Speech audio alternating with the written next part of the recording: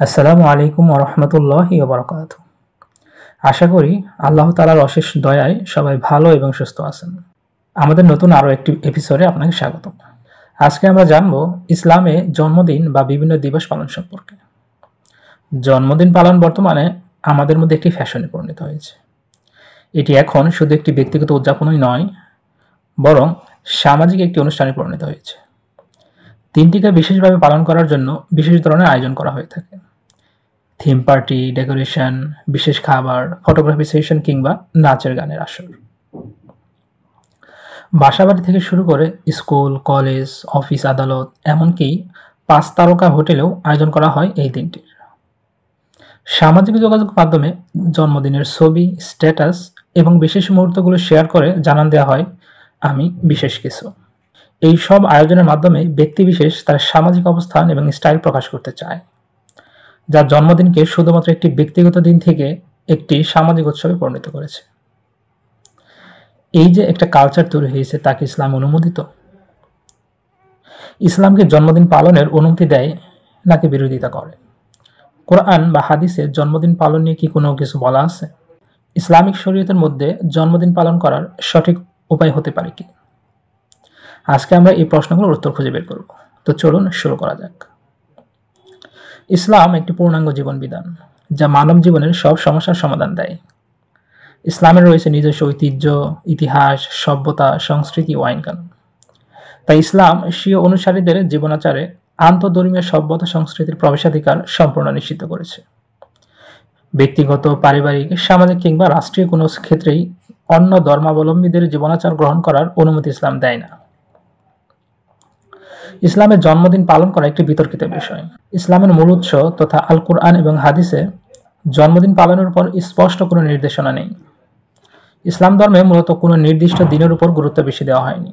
ইসলামী শিক্ষা অনুযায়ী প্রত্যেকটি মুসলিমের জন্য তার প্রতিটি দিনই আল্লাহর আদেশ পালন করার জন্য গুরুত্বপূর্ণ।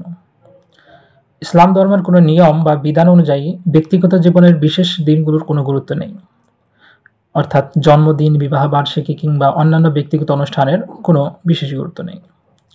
ফতোয়ায়ে মাহমুদিয়াতে বলা হয়েছে, জন্মদিনকে ভিত্তি করে প্রতি বছর জন্মবার্ষিকী, বিবাহ বার্ষিকী ইত্যাদি বার্ষিকী পালন করা ইসলামী শিক্ষা সংস্কৃতির পরিপন্থী, যা পরিত্যাগ করা প্রত্যেকটি মুসলমানের জন্য অত্যাবশ্যকীয়। অন-ইসলামিক সভ্যতা সংস্কৃতির অনুসরণ ইসলামে নিষিদ্ধ। রাসূল সাল্লাল্লাহু আলাইহি ওয়াসাল্লাম বলেছেন, যে ব্যক্তি অন্য ধর্মাবলম্বীদের সাদৃশ্যতা অবলম্বন করে, সে তাদের মধ্যে গণ্য হবে এবং তাদের সাথেই তার কিয়ামত হবে। সঙ্গত কারণেই জন্মবার্ষিকী পালন করা একটি ঘৃণিত ও পরিত্যাজ্য কাজ। সাধারণত জন্মবার্ষিকী অনুষ্ঠানকে কেন্দ্র করে হারাম ও নিষিদ্ধ কাজের জমজমাট আসর সাজানো হয়। জন্মবার্ষিকী উপলক্ষে নাচ, গানের ব্যবস্থা করা হয়, যা শয়তানের কাজ। নবীজি সাল্লাল্লাহু আলাইহি ওয়াসাল্লাম বলেছেন, গান হলো শয়তানের বাঁশি। তিনি আরও বলেছেন, গান অন্তরে নেফাকের সৃষ্টি করে। আবু দাউদ শরীফ।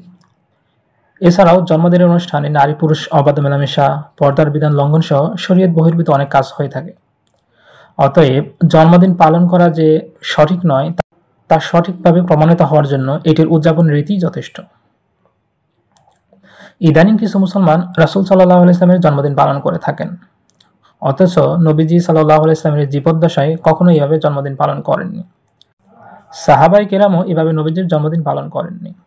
উম্মতের মধ্যে সাহাবায়ে কেরাম নবীজিকে যতটা ভালোবাসতেন, দুনিয়ার অন্য কেউ ততটা ভালোবাসতে পারেননি, পারবেও না।